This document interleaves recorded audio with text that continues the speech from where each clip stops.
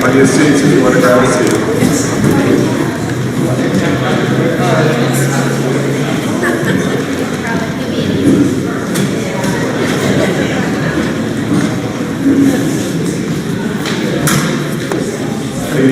Why are we ready on the camera? We're good to go? Okay, Connie, take a seat. Bernie, going. Good evening, everyone. Good evening. Good evening. Welcome to the League of Women Voters Candidates Forum. Tonight we're going to hear from the two candidates running for Supervisor District 3. Before I begin, we're very pleased to have translation services tonight, and I'm going to ask Paula and her colleague to come up and explain how the translation works. Thank you. Gracias. Good evening. My name is Carla and my colleague is Tere, and we're here on behalf of Just Communities Language Justice Network to provide simultaneous interpretation from English to Spanish. Buenas noches, mi nombre es Carla y mi compañera es Tere y nosotros venimos de comunidades justas a proveer interpretación. A couple of guidelines when working with interpreters. We just like to ask you to speak at a moderate pace. If we need you to slow down a bit, we'll make this hand signal. Para trabajar con intérpretes tenemos determinadas guías. La primera es que les pedimos que hablen de una forma moderada y cuando estén hablando muy rápido la señal para que hablen más lento va a ser esta.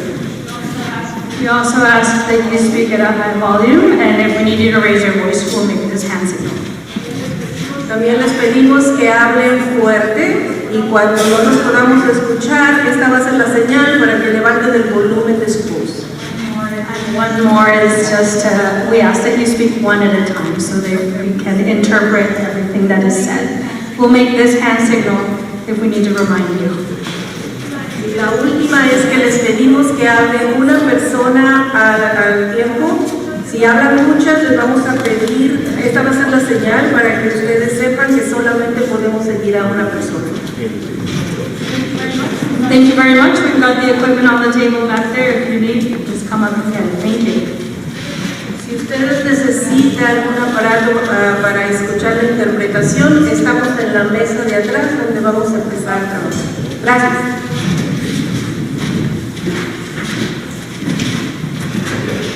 Okay, I'm supposed to talk as fast as I can. I think that's what she was saying, right? Okay, thank you all for being here. I'm David Marin, a member of the League of Women Voters, and I'd like to also express our gratitude to our co-sponsor, Santa Paula Chamber of Commerce, and I'd like to introduce Ned Branch to welcome us to the Palacio Event Center.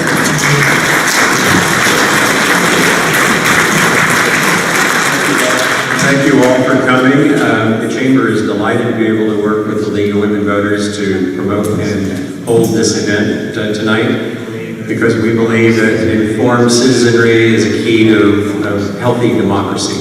So we look forward to hearing what both candidates have to say tonight.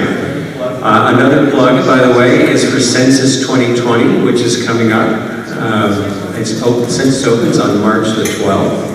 And you may or may not know that Ventura County is listed as one of the 5% of the counties in the United States that is most likely to be undercounted, which is kind of hard to imagine, but it amounts to about $2,000 per year per person undercounted.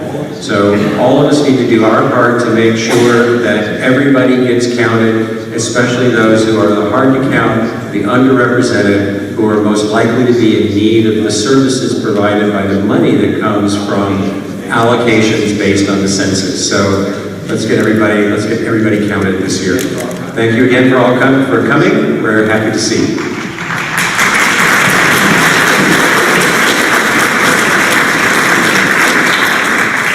There's flyers on the back table about the census. Our next special welcome is from the President of the League of Women Voters, Ventura County, Betsy Patterson.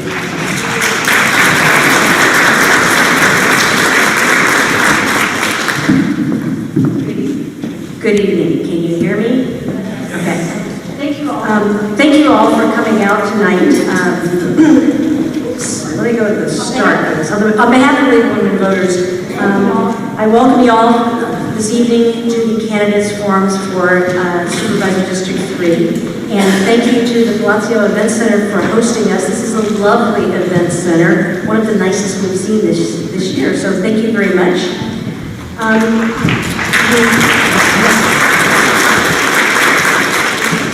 The Candidates Forum is being filmed by Bob Allen in the back here, and thank you very much, Bob, for being here again. We'll make a link to it on our website when we have it.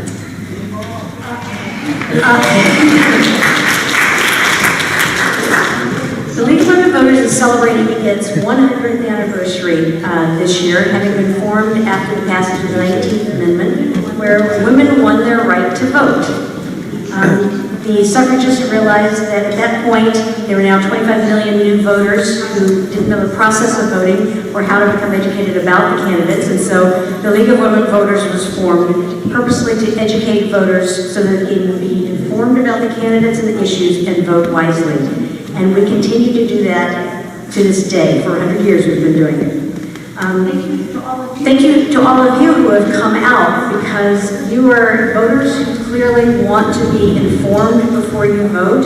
You want to ask your questions of the candidates and learn about where they stand on various positions. So thank you very much for being voters who want to be informed. And I'd like to also say thank you to the candidates for being willing to run for office. It's not an easy task to run for office, much less service.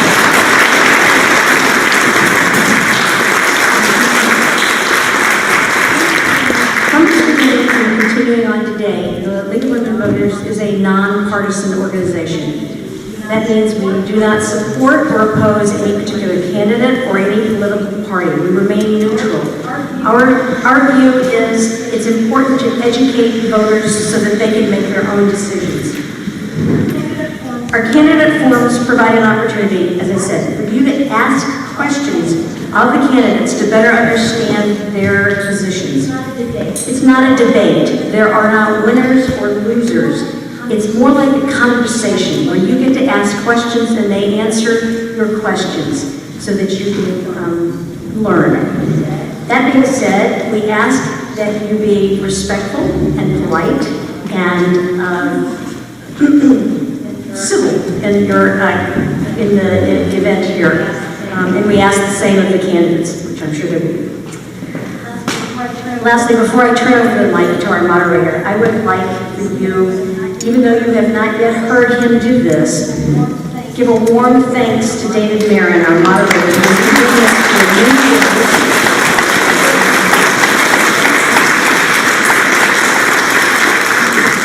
He is excellent. He's calm up here. He asks the questions in a non-partisan manner, and we couldn't do these without him. So without further ado, I will turn over the mic to David Marin and the candidates.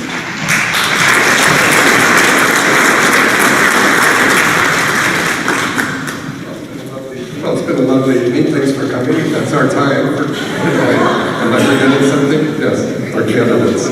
So one request, if you have a cell phone, please put it on silent or vibrate so we don't have any interruptions. We also ask you not to applaud during the forum. We like to just keep it moving, and we're also grateful to KADY TV.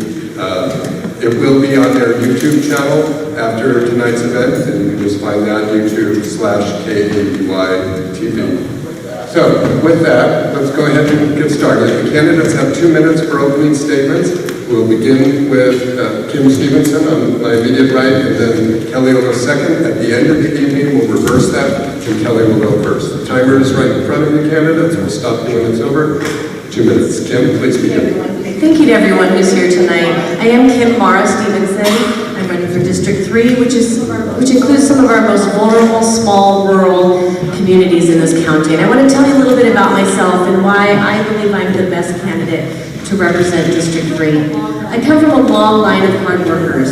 My grandmother, era una campesina, she was a campesina, a farm worker in the Central Valley. She married my grandfather, an immigrant from Hong Kong, who earned his citizenship through World War II service. Every generation of my family has served at war for this country, all the way to my brother in Afghanistan. I also have experience with mental illness. My father became mentally ill in his late 20s. He committed suicide at age 30, widowing my mother with 4 children under the age of 8. I was the 8-year-old and times were tough. I understand economic insecurity. I got my first job at age 14 alongside my mother selling shoes in Camarillo, and I haven't stopped working since. All the while we knew that education was the pathway to a better life. So we did very well in school. I did very well. I graduated from Rio Mesa High School with honors. I went from there to UCLA and then was offered a full fellowship to Stanford University, where I earned my PhD in educational psychology. That set me up for a 25 to 30-year career in public education and community service. I'm an active member of many community organizations, from the Optimists to the Lions to AAUW and others. I have 25 to 30 years, a very proud career as a public school educator. I've taught every level from kindergarten through college. I was principal of Adolfo Camarillo High School. I left that this June in order to run a year-long grassroots people-powered campaign for county supervisor. I'm very proud of my career. I'm very proud to be sitting here before you, and I hope to represent you here in District 3. Thank you very much. Thank you. Our next candidate is Kelly Long. But first, I would like to begin by thanking the League of Women Voters, Santa Paula Chamber of Commerce, Palladium Center, and KADY-TV for this forum, as well as everyone here tonight and those that are watching on TV. My name is Kelly Long, and I am running for re-election on the Ventura County Supervisor to ensure the county government is fiscally responsible, focused on building our economy, and improving public safety. I believe that to be an effective county supervisor, you must demonstrate leadership, sound business experience, and the ability to work with all members of the county family. I have over 25 years of combined experience as an entrepreneur, business executive, past school board trustee, and your current supervisor. I have a degree in mechanical engineering with 6 patents. I come from a family of small business owners, educators, and community leaders. I have an experience my experience has prepared me well to serve you. And my work history and my experience is very transparent and documented. If re-elected, I will bring to this position a skill set that includes management and leadership, budgeting and fiscal accountability, collective bargaining and negotiation, policy development, process improvement, and developing a culture of excellence for Ventura County. Now, the 3rd District is wonderfully diverse, and each community offers its own sense of pride in our neighborhoods and a sense of belonging. But our neighborhoods each have their own unique set of problems, and as a businesswoman and community leader, I have dealt firsthand with these issues facing our cities and our county, and I will find those solutions. I'd like to say thank you to all those that have endorsed me. Many are here today. Ventura County DSA, our Sheriff AU, retired. Thank you. Thank you, Kelly. And one reminder to the audience, we're taking your questions. We have volunteers walking around with cards and pencils. So just raise your hand and we'll come and pick up your cards. I'm probably not going to be able to get to all of them, but I'll do the best I can to cover all the topics. Kelly, you're going to go first on question number 1. Let's get right to it. Let's talk about the economy in Ventura County. So what are your plans to bring jobs to the county so that our local graduates can stay here and work? And for the candidates, they now have 1-minute answers and an opportunity to rebut if they wish. Thank you very much. Economy is one of my key priorities. The reason being is we need to be able to live and eat here. We need to be able to raise our families here. I, my own, have to have a job, have to pay rent. And everyone here in Ventura County does, unless you're retired. So what I do is I am on the Ventura County EDC, and I'm working to make sure that we have small business loans for startup companies. I've also, since my beginning in Ventura County, I've pushed to have our economic sustainability plan that's with our general plan that will be coming in soon, which is really talking about the crucial issues of how do we keep businesses here? How do we grow businesses here? How do we work with colleges and make sure that our training and our high schools are there? We need to make sure that we can develop all of the good workforce here because they are already in homes and we're having a housing crisis. We know. Same question to you. Sure. As far as the grow jobs in Ventura County. right, I have a few things that we need to do in this county. One is that we do have work to do now. We have lots of infrastructure jobs, we have nursing shortage, a teaching shortage, and a housing shortage. And what I hear from industry over and over is that there aren't places for industry, their employees to live. So we've got to bring affordable housing to this community so that industries can move here and bring forward-thinking, sustainable industries to our area.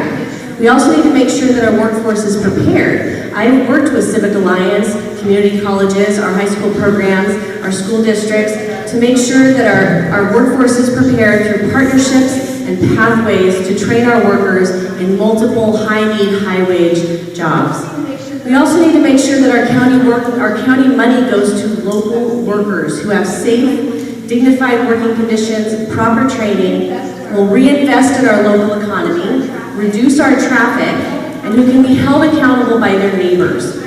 Sometimes we might need to invest a little more in order to get the job done right the first time by local people, and that this will pay off in the end. We've seen that with the Fillmore Fire Station, where it was built wrong by outsiders, they moved away, and we're not able to be held accountable, and we're having to redo it.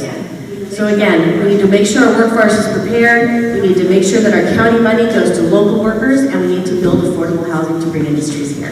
Thank you. Okay, Kim, let's stay with you. We're going to stay on the economy, then drill down a little bit. So Ventura County's economy lags the state and lags the nation as far as growth. You talked about some things as far as helping that, but what is it that's not happening in Ventura County, or what can you do to help us grow? And you may want to weave in, we have the Port of Hueneme, the naval base of Ventura County. How can we make sure that those huge economic engines persist?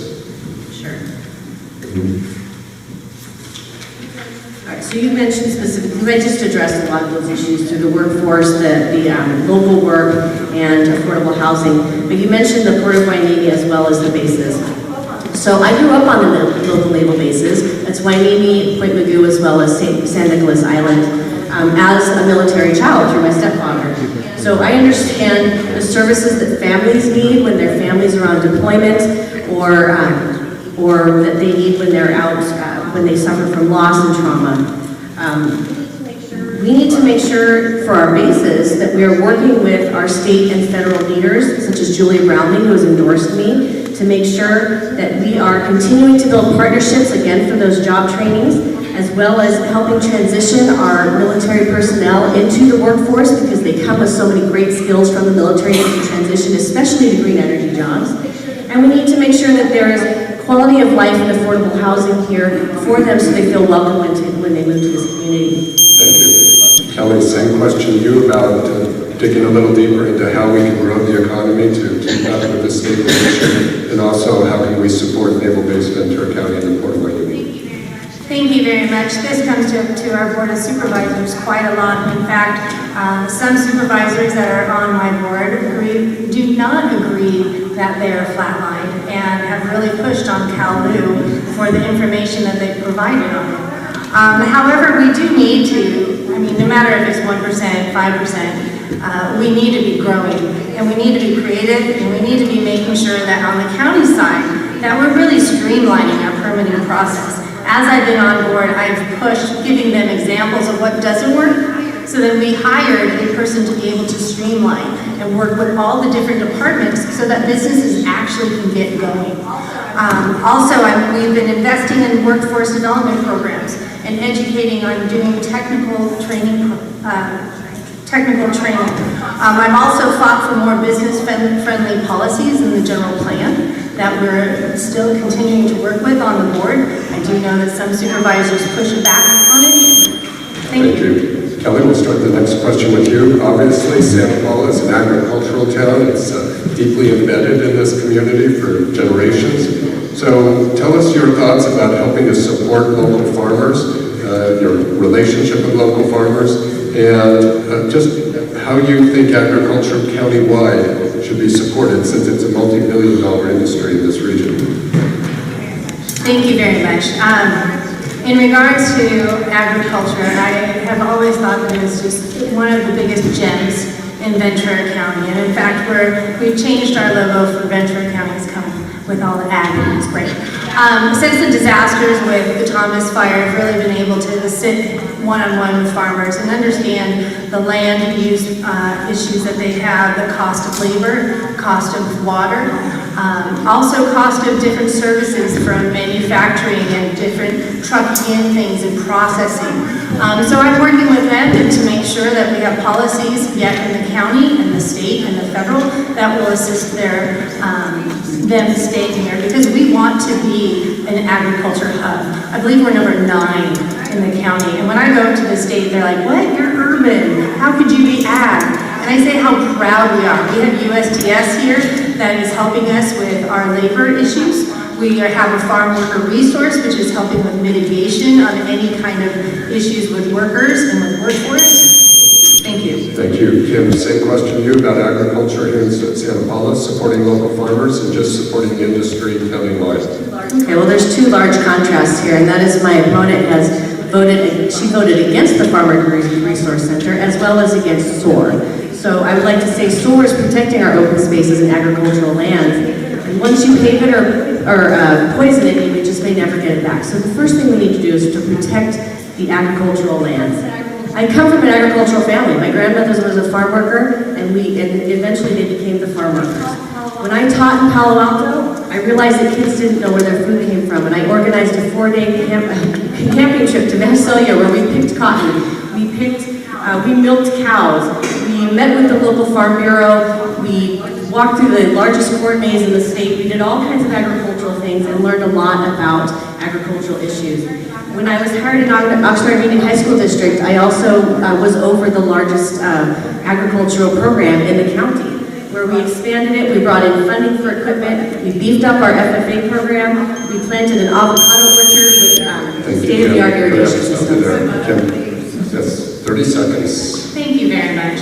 Yes, I will be on the record in stating that I did not go for the farm worker workforce, which was a $200,000 investment, because state and federal departments already deal with the labor issues that are going on. However, when it was brought back after many meetings, they decided that it was going to be for a mediation, which was really to help understand rules and regulations with our Hispanic and Mixteco and other populations. And actually, we've done some great jobs of hiring PIOs. Thank you. Thank you, Kelly. Okay, we'll start with the next question. We'll go with Kim, you're up first. The question has to do with homelessness. Obviously, we have a lot of questions about this, so let's get started. If you were elected, how do you plan to deal with the homelessness situation in our county? And please also share your thoughts about many farm workers and their need for adequate housing. It's a lot for 1 minute, but let me do my best. I think we need proactive, not reactive solutions to homelessness. We need coordinated services. We need behavioral and mental health in our community to be able to coordinate and not be kept separate.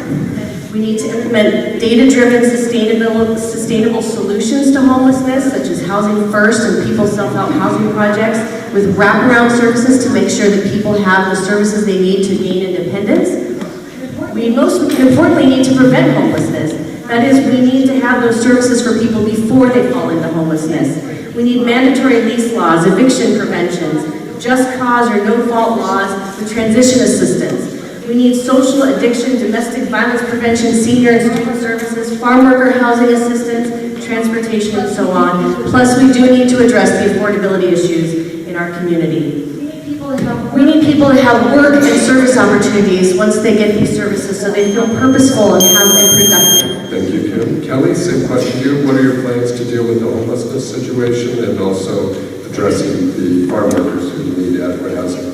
Thank you. I am currently involved in many of the state discussions and also the county in regards to homelessness and how do we create those pathways to homes, medical services, and training for jobs. Now, we have our continuum of care, which is our administration of funds for HUD and state funding for homeless services.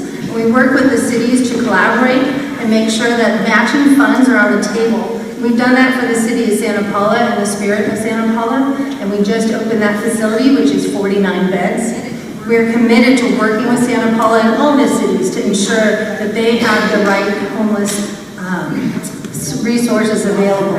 We also have a HMFIS and a Pathways to Home No one knows this, but homelessness management information system, so that we're using our taxpayer dollars in the right way to make sure that each homeless person gets the right resources that they need. Thank you. Thank you. 30 Um, seconds, 1 moment. 30 seconds? For rebuttal. Just wait for the timer. There you go. Okay, I'd like to point out that in mailer after mailer, Ms. Long has said that homelessness is her #1 issue, but it can't be found anywhere on her platform or on her website. It hasn't been in the past, it has not been a #1 issue, and it wasn't there today when I checked. We also need to make sure that all communities are taking responsibility for homelessness and that we're not overburdening one community over another. So we need some inclusionary ordinances to make sure of that. Thank you. Thank you. We'll reset, 30 seconds. Just 30 seconds, please. Perfect. Second rebuttal. Thank you very much. Part of the economic priorities we have is to make sure that you are not homeless. How are we do that? By making sure we have homes, making sure you're getting the mental health issues taken care of so you can be stable, so that you can have a job. Homelessness is a big issue for our community. Everyone wants to be getting a step up to help out. Sometimes it's a clean shower like we have in the care pods. Sometimes it's getting substance abuse or addictive disorders or both. Thank you. Kelly, you're up first on the next question. Let's sort of stay with housing. We've talked about homelessness, but what about affordable housing for our workforce? How do we create those lower cost homes so our young people can get a starter home? You have 1 minute. Thank you. Our workforce development and economic development stakeholders in Ventura County, we've really described the need for housing as the most important factor for growing our economics. Housing availability and equivalent to the labor ability to grow here is key. Fortunately for District 3, I've pushed extremely hard to get the Pyru housing through. If anyone's been watching that, some of my supervisors really slowed that down, and we were able to work with all the different entities to make that happen, to give possibilities to affordable housing. Also homeless housing for vets. We were able to get matching funds with state, federal, and Oxnard for the veterans home in Oxnard. And that's been a huge success. I spoke with one gentleman who's homeless, was able to get into one of those apartments and really make a difference. A shower, a clean shade, someone thinking for themselves. So thank you. Thank you. Kim, same question to you about promoting affordable housing for workforce.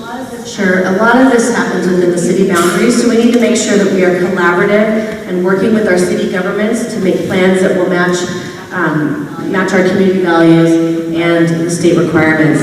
I have been endorsed by city council members from throughout the district.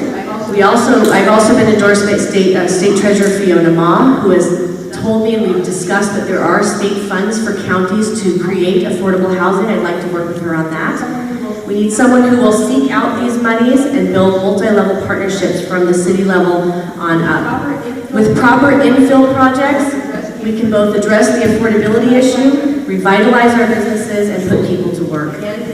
Again, we need inclusionary ordinances to make sure that all communities address this issue and that all sectors of the community are being addressed. That is our seniors, our students, our young adults, our working families, our disabled populations, and our homelessness. Thank you. Kim will start.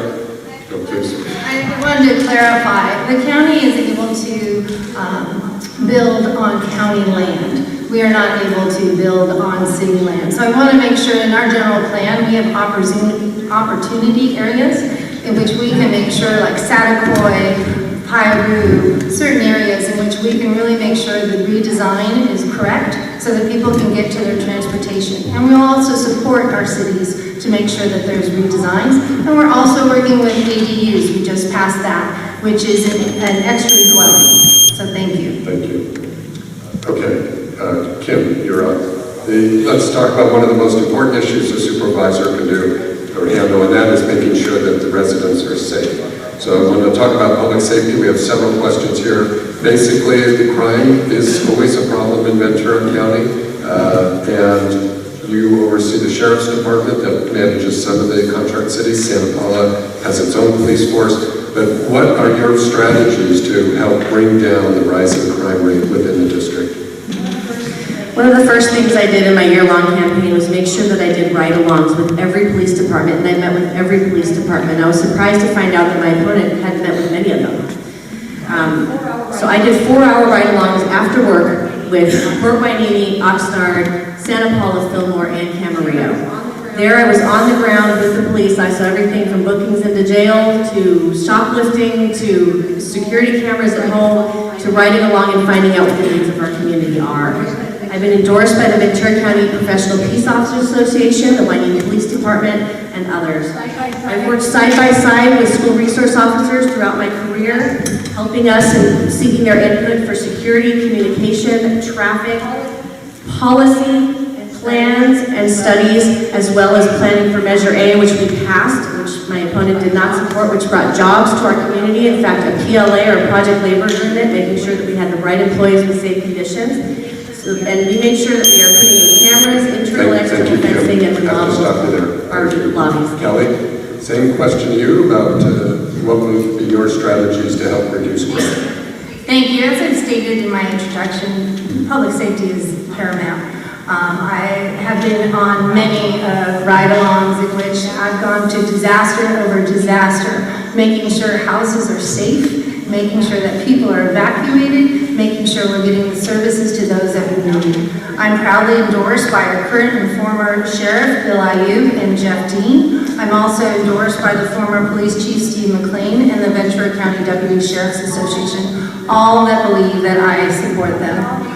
We all make sure that the first responders have their equipment, and I know you all agree with me on that. And then we need to make sure that they are 100% supported on funding, making sure they have their body cameras, making sure body armor, making sure that they're trained for CTI, which is Crisis Training Intervention, and also making sure they have the support they need to be able to do their job. We've lost too many. Thank you. Rebuttal? Sure. I didn't get to mention that we need to protect the families of the officers themselves, as well as the firefighters who have endorsed me, the Ventura County firefighters, and we need to support the individuals. Understanding the stress of always being on alert, as I had to be as principal, and wondering if today might be your last day. Working in a public system, we rely on our unions to stay on top of the issues, keeping us informed, negotiating on our behalf, and advocating on our behalf. That's why I give so much every day, and if I survive into retirement, I will have security there in our pensions. Thank you. Okay, Kelly, you're up next. You actually mentioned recent disasters, so let's cover some of these questions. So, certainly Ventura County has endured several major natural disasters, and Santa Paula was certainly hit hard by the Thomas Fire. So, what do you see as the county's role in preparing for and preventing future disasters? And do you think we're doing enough when we do have the disasters? Thank you very much.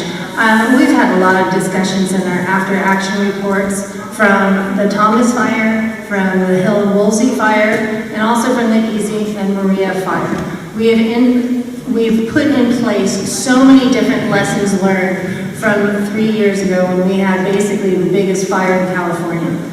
We work with Cal OES, we work with CHP, with all our fire departments, with our cities, our public safety, to ensure that we're putting in the processes we need. We have watershed protection, we have monitoring on rainfall and wind. We're working with Southern California Edison to make sure how can we get those power lines underground? How can we do it so that we don't get those power shutoffs? I know everyone here had a power shutoff, and you're trying to figure out how am I going to pay to get more of my food back in the refrigerator? How am I going to get my job done? Trying to work to make sure that we can reduce the risk to our communities. That's what we're doing. Thank you, Kim. Same question to you. Sure. We're dealing now with climate change and a year-round fire season that shuts down our schools and causes power shutouts. We need proactive solutions. We've needed them for years. Instead, we're facing the consequences of not holding corporations accountable. We need to ask questions and not just rely on our staff. What we have now are corporations and shareholders making decisions around profits instead of protecting our people with precautionary measures and through through infrastructure work like burying the power lines at the risk of people facing power shutoffs and covering the cost of their failures through bankruptcy and lawsuits. We also need backup systems for people who need medicine and food for their everyday living. We need microgrids, alternative energy sources, and to bury those power lines. I believe that for something like electricity, there should be public accountability, not shareholder accountability. Okay, thank you. Please. I forgot to mention, just on this last fire, who got the notice that the school was shut down at 7:36 with no power? I was on the call to Governor Newsom that day because we have elected calls every day, and I was on the phone saying, hey, SCE screwed up. They shut down the power on Balcom Canyon, and look what happened. I have so many students that are at risk when parents are at school. So I want to make sure that I'm not a quiet mouse. I'm very active in our engagement and making sure that we have things in. Thank you, Kelly. Kim, you're up first in the next question. I actually don't know the accuracy of this, but I'm sure it's true. So the question is, I understand the contract for the Toland Road dump is up this year. Will you vote to expand it? Is that correct that the dump is up? Anyone know? Well, tell us your positions about expanding the dump. I honestly don't know much about that, and I've got someone who's going to act like I do. So I'd like to learn more about this. This is something, if I'm responsible for as a county supervisor, I would certainly look into more. Thank you. Kelly, would you like to add anything about this? Yes, we do have a board that looks at this very closely, and so do our community members who make sure that they're up to speed on the Toland landfill.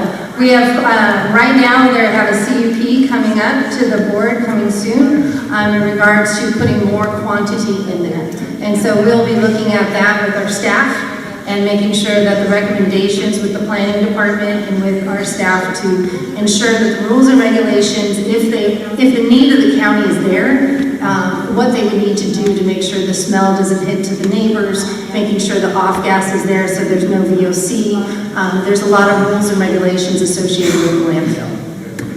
Okay, thank you. Let's just take a step back for a moment. We'll give you a chance to tell us about your priorities.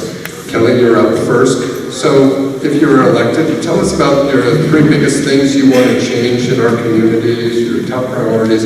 Where are you going to sink your teeth into? And if that includes any committees you're going to choose to serve on, because certainly supervisors serve on many committees. So your top priorities and the committees you're interested in. Thank you very much. Using my engineering and technology and so forth. Right now I'm on about 20 boards. Goes from airports to transportation. In the 3rd district, we have so much robust things going on from transportation. I'm on the Fillmore and Pirate Groundwater Sustainability Agency. We just met at 5 o'clock, which is amazing because we need water for this area. We need water for municipalities, for agriculture, so I will continue to work on that. Also on the healthcare, I'm adamant about making sure that Santa Paula Hospital is not closed. As we took it over in Ventura County, because it did get closed, we have been running on a deficit. We have had equipment failures. We have had staffing issues. And with the Blue Ribbon Committee, our community members listening to the doctors and nurses as they call me, we are really pushing hard to figure out how to make that a robust system. Also to network them with our clinics. Thank you. So Kim, if you were elected, what would be your priorities? What committees would you want to serve on? So some of my priorities would be to make sure that I am personally accessible to all of my community. I would be setting up offices and making sure that we are informed and in contact and bringing people to the table.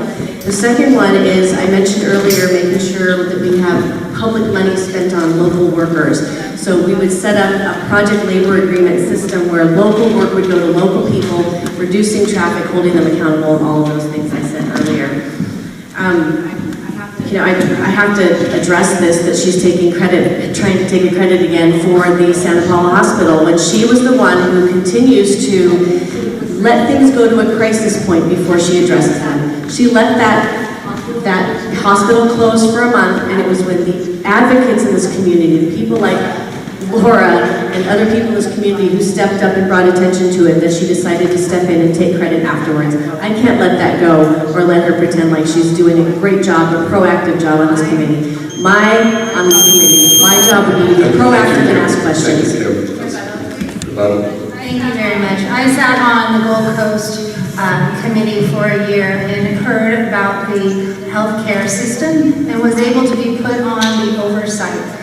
Several of my supervisors weren't letting me be on that board for the last 2 years, and now I've been able to get on that. So I can really get the details of what's going on with the hospital, because they don't always talk about those at the board meetings, which Laura, I know, knows very well. I've been very active in making sure that those things are opened. Thank you. Kelly, you're up first on the next. Do you have a second rebuttal if you wish? Yes. I don't know if Gold Coast is going to come up again, but since she is on that board, I'd like to wonder why there was a $52 million loss for the last fiscal year and a resignation of the CEO this winter.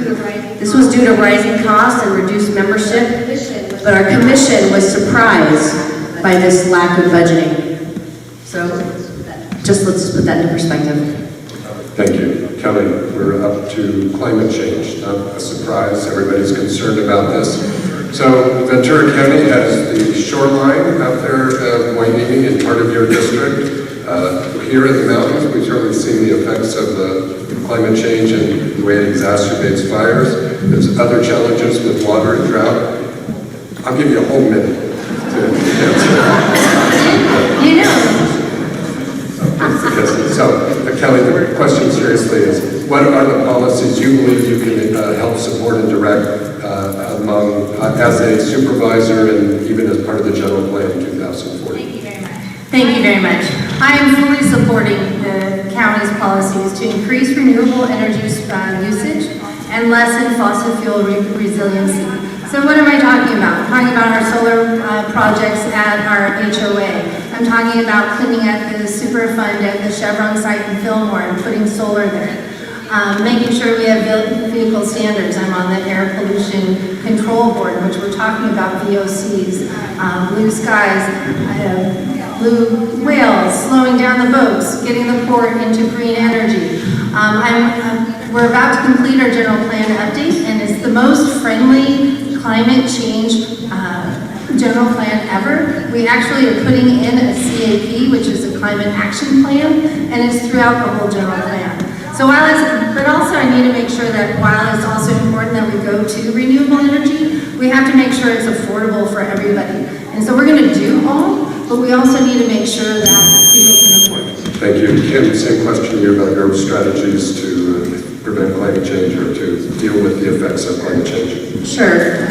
We need to be proactive. We're in a climate crisis. We can't have any more status quo or antiquated permitting processes. We need new industries that will improve our quality of life, not adversely affect them. We also need to reduce our overdependence on oil and gas.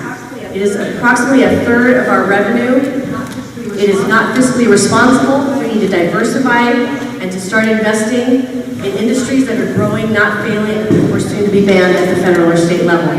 We need fire prevention and other infrastructure work to prevent natural disasters and produce evacuation routes for all of our communities. Fillmore is especially lacking in this. We need other emergency procedures and policies so that when the emergency happens, we're prepared. And we need to monitor our personal and corporate practices to reduce our emissions and our pollution and our practices. We need to use renewable green energy sources. We need to transport ourselves in different ways. We need to reduce our use of plastics. Thank you, Kim. Have to Use stop. recycle and plant trees. Please stop when the timer hits. So, okay, Kim, you're up first on the next question. We talked a little bit about environment. We even talked about toll and dump. Let's talk about recycling. So China is no longer accepting most recyclables. What can the county do to help us step up on recycling and preserving or directing less to the landfills? Well, as I just said, we need to reduce our own production of things that are wasted. And I think we have enough plastics to recycle in this country to break ourselves from having to produce a lot more. So I'd like to see us changing our practices. I'd like to see us recycling ourselves within our own country more and not relying on the selling to others. and making sure that we're being as efficient as possible with those recycling practices.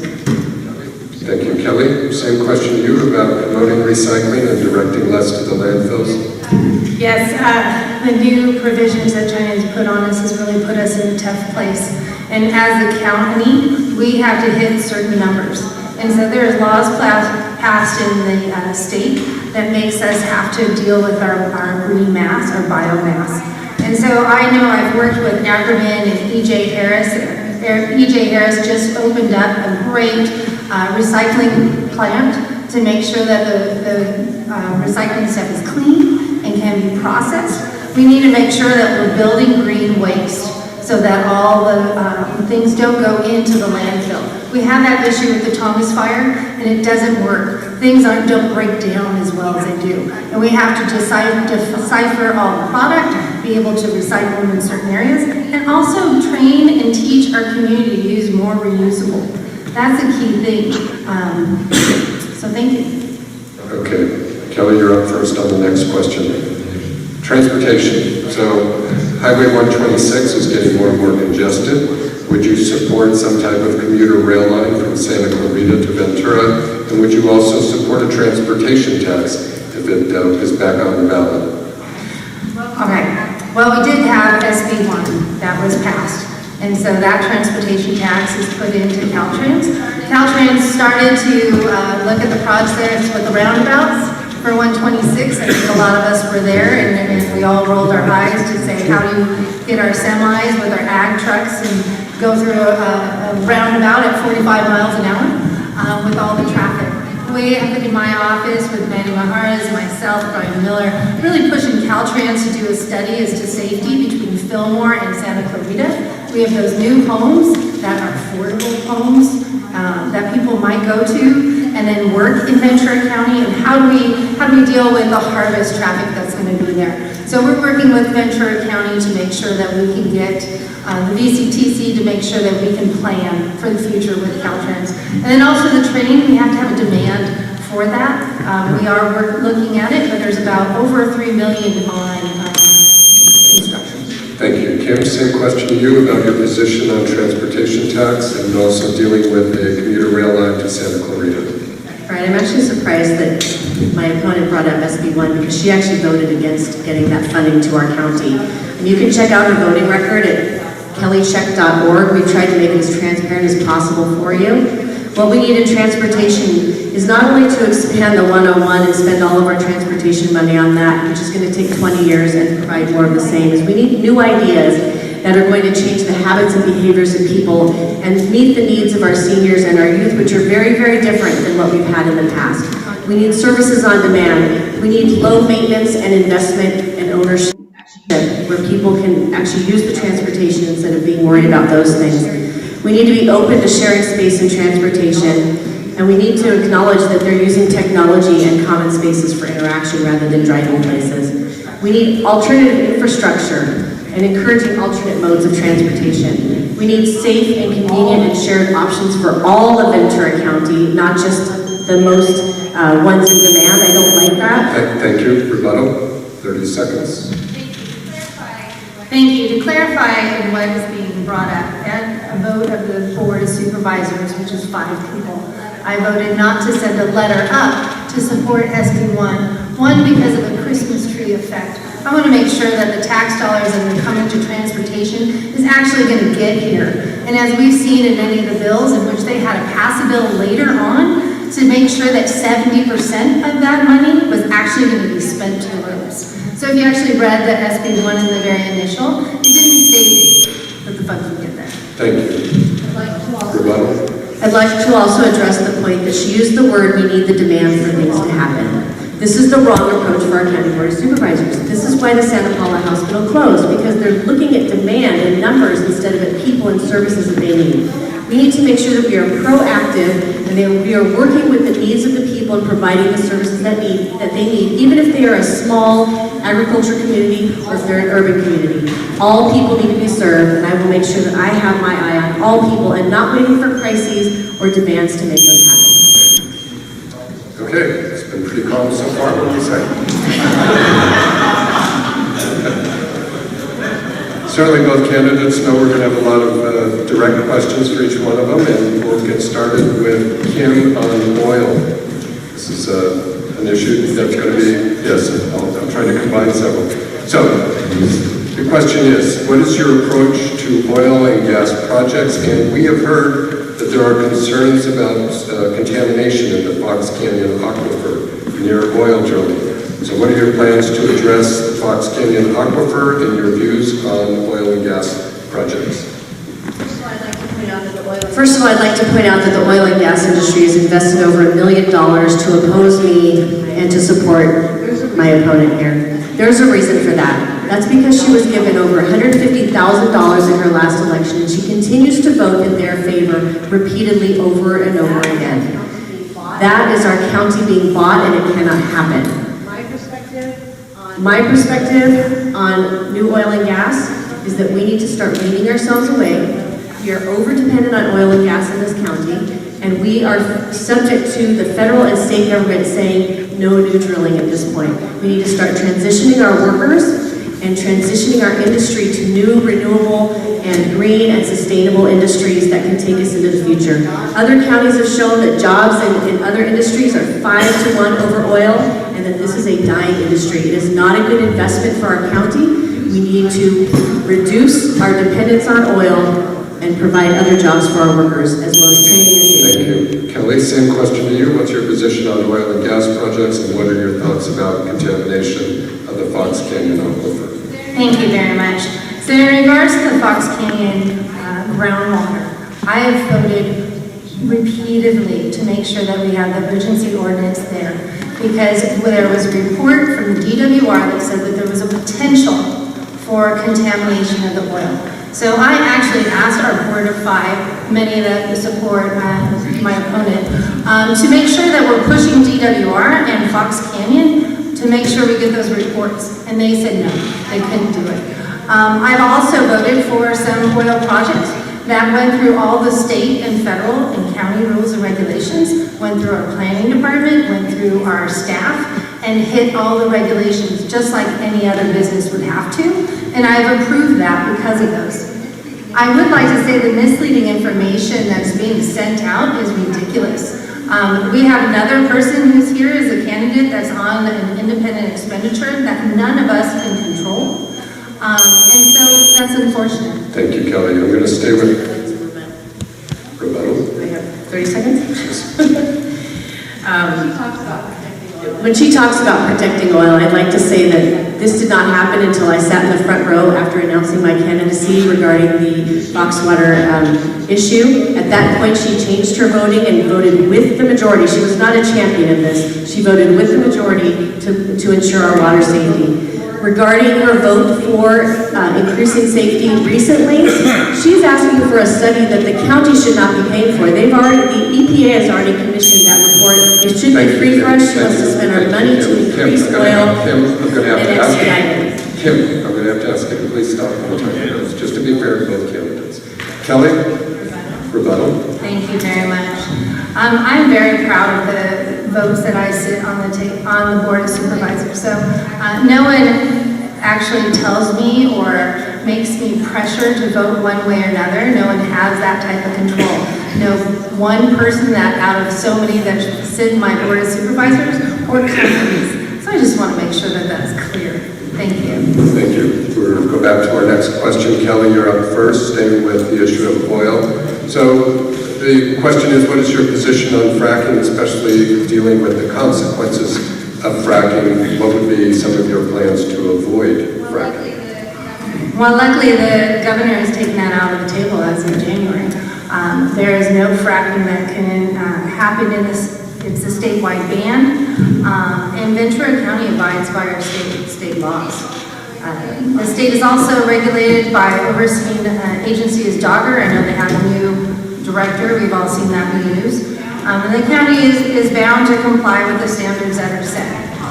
I paused at the last forum because of not the fracking items, but as of the discussions that were around the table. So I just wanted to clear that. I read an article in the Santa Paula Times today, opinion piece, and just wanted to clarify that.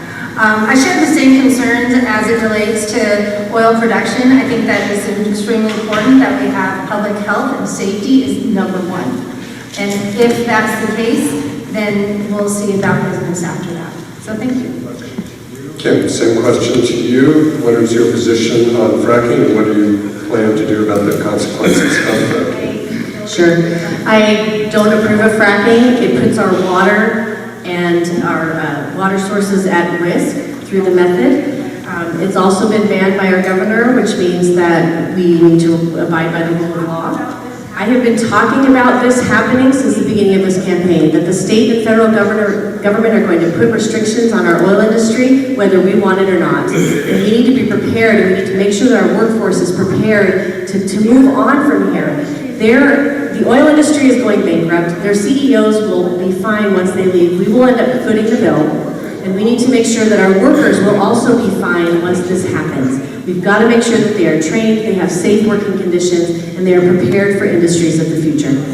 Thank you. Kim, you're up first on the next question. There's been questions about the Adolfo Camarillo High School, where you served. At the last forum, you stated that you voluntarily left the position. There was other times where the questioner believes you said you were reassigned from your job as principal at Camarillo High School, and also the issue with the accreditation. So will you please address those issues? Okay. This is the same statement I read in Camarillo, so those are the words you took out and go for it. Last February, I decided to run for office and inform the superintendent of my decision to leave the principalship. We found a position that allowed me to also run a year-long campaign. In April, Camarillo High School was scheduled for a standard review. It was not surprising to anyone in education that the review would have an eye on maintaining the direction and systems I had put into place during the transition to new leadership. What has been surprising is that this review process, normally not worthy and focused on continuous improvement, has been politicized and used to create a fear-mongering campaign to scare parents and attack my career as an educator. At a recent school board meeting, it was acknowledged by both the board and the current high school principal that they are using the tools and plans I have put into place to succeed in the next review. Here's the truth. Under my leadership, my school has been ranked consistently in the top 8% in the country of all high schools. We've received a long list of awards and certifications from the state, and we dramatically improved and modernized programs. Thank you. Kelly, there's a question oriented towards you, so we'll balance things out. So this question is about the special interests, and they're pumping extraordinary amounts of money into this race. So please tell us how you can assure us that you will not be influenced by these interests.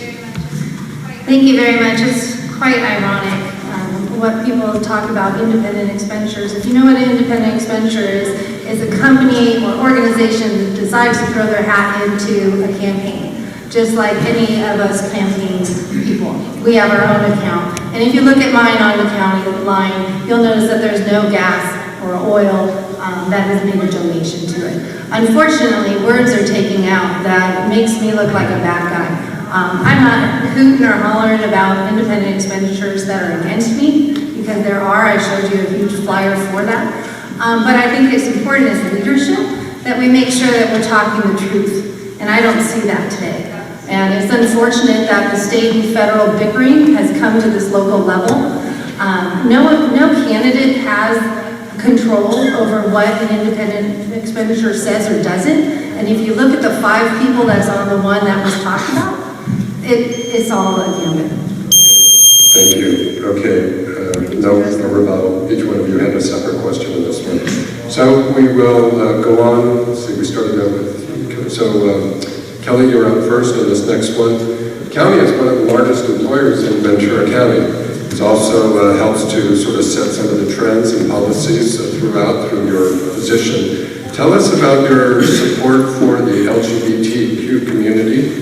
Do you plan on doing particular programs or things for District 3 regarding the LGBTQ community? And would you be an advocate? Thank you very much. This is a wonderful question. I think everyone has the right to live here and honor what they want to be. I think it's really important. We've talked a lot with Kate English and One Step Olives about making sure that this special population, just like everyone else, has the services and the education and the resources that they need to be living in Ventura County. So I do support. I think it's really important that everyone's rights are able to express whatever they would like to do. So I thank you, and now on the medical side, we'll be helping out. On housing side, we'll be helping out. Education, just like we would do with every person. I think we are all valued in this community, and we should all be treated with respect and admiration. Thank you. Okay, thank you. Kim, same question to you. What would be some of your policies to advocate for the LGBT community? What is your position to support the community? Sure. As a high school principal, public high school principal, I've had to support all communities, whether everybody in my school, and that's how I see the LGBTQ community. I have partnered with the Diversity Collective, One Step LWV, and several other organizations. We had a thriving and active Gay Straight Alliance on the Adolfo Camarillo High School campus. I started the first wellness center, student wellness center in the county at Adolfo Camarillo High School, where we were addressing student social, emotional, academic, and behavioral needs, meaning that I hired a student intervention specialist who was an MFT as well as a school counselor, and we created a wellness center where she held individual assessments, she referred out to services, she made connections to support services, she held groups on whether it was addiction, academics, or relationships, bereavement, whatever it was. And we tried to bridge the gap between academic counseling and social emotional wellness. Okay, we'll start with the next question, and I think this is a good one also. That the country is a little bit more divided than it has been. This district is called the Purple District. You're obviously running for a nonpartisan office. Party politics has seeped into this and many other elections. So if you are elected, maybe you're up first, if you were elected, what would you do to try and be a balanced representative, a moderate candidate? How will you appeal to the middle of the road voters and residents? Sure. I am a registered Democrat. I have not hidden that in any way, shape, or form. I grew up in Camarillo, a Catholic, and in a military family. I come from a mixed household. We have great conversations, very lively conversations, but we still love each other and support each other. I've grown up this way, and I will continue to do this as a supervisor. I could not be a principal in Camarillo or an administrator in Conejo Valley without being able to bridge that gap. So I have built coalitions, I have worked together with all people to make sure that all sides are heard and that we come up with the best solutions to all issues. I have been endorsed by the Democratic Party, but also by people who've worked with my opponent as well as myself, whether they're the entire Board of Trustees for the Ventura County Board of Education, every principal in my high school district, as well as many nonpartisan organizations, including our firefighters, teachers, police officers, etc. Get them their closing statements if you wish. Okay, Kelly, same question to you as far as how will you work with everybody in a balanced way in this purple district? I love this question. Each city is diverse. We have different chambers of commerce, different city councils, but when you get into the politics of everything and who's registered for what, we have a third of each, Democrat, Republican, and I'm not going to tell you. I think it's really important that at Ventura County, we're focused on issues, not party specific. And so I've also made sure that my staff represents that in diversity, in which party you align yourself more into, to make sure that we're having robust discussions. And so when I can come and I can lead and talk with our community members, I listen to you and I make sure that we're really going to show that into what policies and procedures that we get through. That's what I do. As an engineer, I'm more logical in making sure that the leadership is there in what the communities want versus party specific. That's not my preference. And so I've been asked today, what's your party or what are you? I'm going to have to stop you there. Leave us in suspense. Okay, Kelly, you're up first on the next question. This was a big issue, I think 2 years ago. It's always an issue, though, here in Ventura County. The issue of wildlife corridors, protecting wildlife that moves around the area. And recently, the board adopted a wildlife corridor ordinance that has many farmers and ranchers concerned. about the impacts to agricultural operators. So what are your thoughts about the ordinance? Could it have been crafted in a more balanced way, do you think? Wildlife corridors, it was a huge discussion for the Board of Supervisors. If you looked at it, how many acres was put into it, whose land was it, what was public land, what was private land, what was federal land.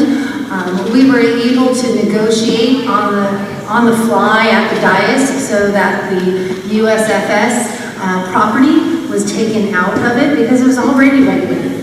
So then we're looking at the property owners. I personally, based on the reports, also with Caltrans, note that most of the wildlife that is killed, unfortunately, is on the freeways, is on our roadways. And I did not vote in support of the wildlife corridor because it didn't specifically address that. Also, there were some other items such as how many feet were from waterways. And if you look at all throughout Santa Paula and Fillmore. Thank you. Kim, same question to you, your positions about wildlife corridors and how they should be implemented.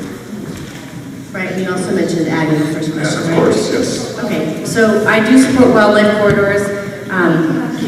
We need to have safe pathways not only for the wildlife animals. So you've seen the pictures of the emaciated mountain lions and things who come into our properties and eat our rat poison or harm our animals. We need to make sure they have safe passageways through our communities so that they can survive, as well as to help our own animals. As far as agriculture, we all need to work together. I have property in this county. I have easements on my property. I have to allow people to come in to monitor my utilities, and our agricultural community needs to help us out with that as well by allowing us to have some wildlife corridors, some pathways for our animals, and work with the county on how to do that. Thank you. We have a couple more questions. We really are running out of time. We do have some specific questions. Give each of you a chance to answer some questions that are out there about you. And let's see, Kim, you're up first with this. The question, Kim, for you is, your website shows you are endorsed by the Democratic Socialists of America. Are you proud of this endorsement, and what beliefs do you share with this group? Sure. I've not held that a secret. I am endorsed by the Democratic Socialists of America. I don't appreciate people, labeling and trying to have divisive tactics. There's a difference between the Democratic Socialists and the Socialists, but it is a hot button issue and people are using it to be divisive.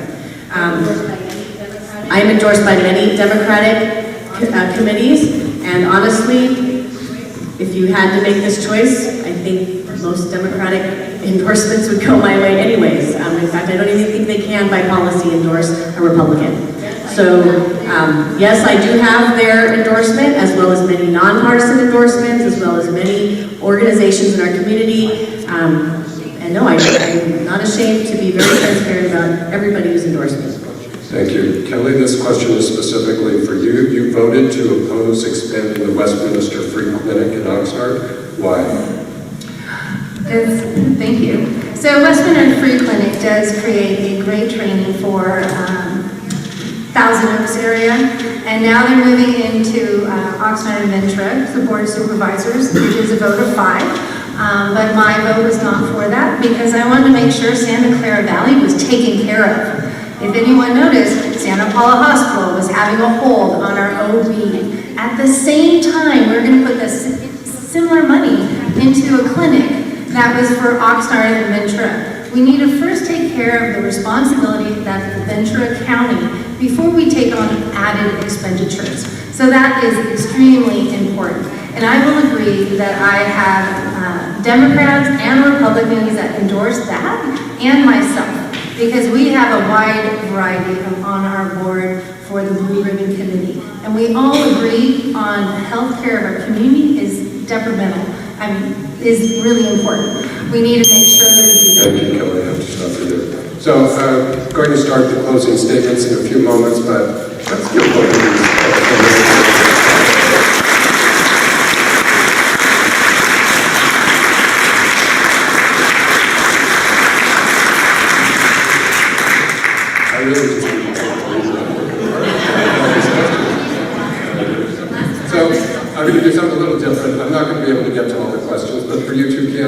just like to share with you at least some of the other questions we didn't get to. If you want to talk about it at all in your closing statement of 2 minutes, you could, of course. But there was questions about the general plan update. What are some of your policies regarding that? How can we get more money from state and federal? There's questions about if there was any particular red tape that you felt should be cut, type of thing. There was also questions about that Ventura County should really be a hub for entrepreneurship. What type of interest did you have in promoting entrepreneurs? The Clean Power Alliance was originally supposed to procure green energy, and yet it seems like the rates are going up. Why is that? Were we actually misled? Here's one I'm sure nobody will be surprised to see, but what is your position on balancing the growth of hemp to help farmers with quality of life, yet not cause problems for consumer residents? Santa Paula, there were quite a few questions. I'm sorry I couldn't get to all of these as well. And there's even more air quality, water quality, that type of thing. So I think we covered a lot. Santa Paula, you are awesome. Great questions from everyone. Thank you. I have always enjoyed taking your questions and always feel bad I don't get involved in. We are going to do closing statements. Before we do that, though, I again want to thank the Santa Paula Chamber of Commerce for their help. I want to thank KEY-TV. This will be available on YouTube. And I also want to thank Palazzo Event Center. So with that, Kelly, you will be first. You'll have 2 minutes. Thank you, David. And also, again, thank you to the League of Women Voters, Santa Paula Chamber of Commerce, Palazzo Center, so fabulous, and KGY-TV for supporting this forum. It has been an honor to serve you as your Ventura County Supervisor for District 3 in the last 3 years. I believe our district is the most dynamic and diverse district in our county, and I can't stop talking about it. I've worked tirelessly to represent all the needs and desires for all residents. And during my tenure, I've enjoyed to get to know so many people. And I'm always amazed by the love, commitment, and desire to work collaboratively to make things better. And we have really pushed the envelope in Santa Clara Valley for the last 3 years. So thank you for working with me. And whether it's in the homeless issues with Kate Wilson-Bolton and the Spirit of Santa Paula, or mentoring our youth with our Boys and Girls Club in Santa Clara Valley, going from Santa Paula, Fillmore, and Cairo, to groups like Latino Town Hall, Santa Clara Together, who constantly work to give a voice to the underserved. And continually we meet everyday heroes, and you're all here today, and they put their community first, so thank you.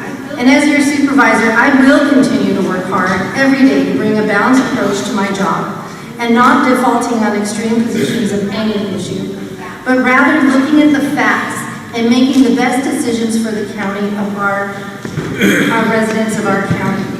And transparency, economic vitality, and public service will always be my top priority, because without it, not much else matters. And I'm grateful and honored to be endorsed by many of the Chamber of Commerce, our VCAA, farmers, educators, and community leaders, including Sheriff Dean, Sheriff Ayub, Ventura County Deputy Sheriff's Association. And I will continue to work for homeless, Santa Paula Hospital, mental care, and more. Thank you for coming tonight. Thank you. And our next candidate is Kim Morris-Stevenson. I do have a closing statement, but I would love to talk to anybody about the hemp issue, because frankly, it's stunk. The whole process stunk. There's got to be a way to bring this highly profitable, renewable green energy source and resource to our community that's pesticide-free, it's low water usage, it's got so many benefits that we should be able to bring it here while doing the research beforehand, not just jumping on a green rush, similar to the gold rush, jumping on it and causing this controversy in our community, so that now it's going to make it even harder to bring that industry to our community and to profit off of it. So we've got to do the research before we bring these things in to make sure we're not affecting the quality of life of our residents and protecting their safety and health, and so that we can make those industries work instead of creating crises and going into crisis management by over-approving permits. Again, I'd love to talk to you about that more. You have 2 candidates here. You've got one with a lifetime of public service, one with a record of realistic, deliberate, patient and collaborative decision-making, one who practices communication and transparency, bringing people together and working within bureaucracies so that I know that I'm not going to make you any promises I can't keep. We're going to look at the big prize at the end, and we're going to take small steps in that direction until we get there. That's realistic.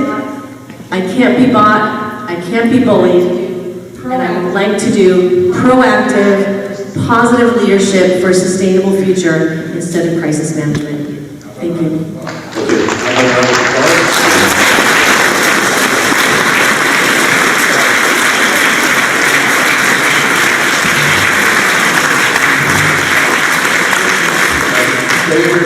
Stay in your seats because I have a special surprise for you all.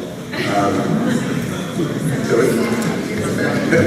Now, there certainly are celebrating women have the right to vote, but there are two announcements. First of all, we have a survey as you're leaving, if you're able to take a moment to fill that out. But this is the last forum of the primary season, and I want to ask all my league volunteers to please come up here and join me so that you can be acknowledged for all the hard work.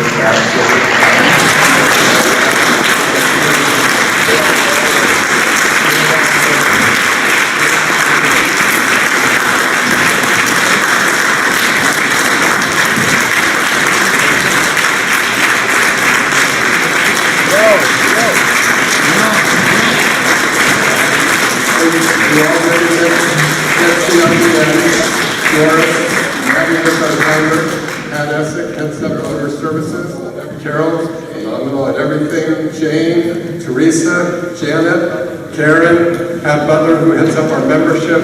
They all deserve a huge round of applause.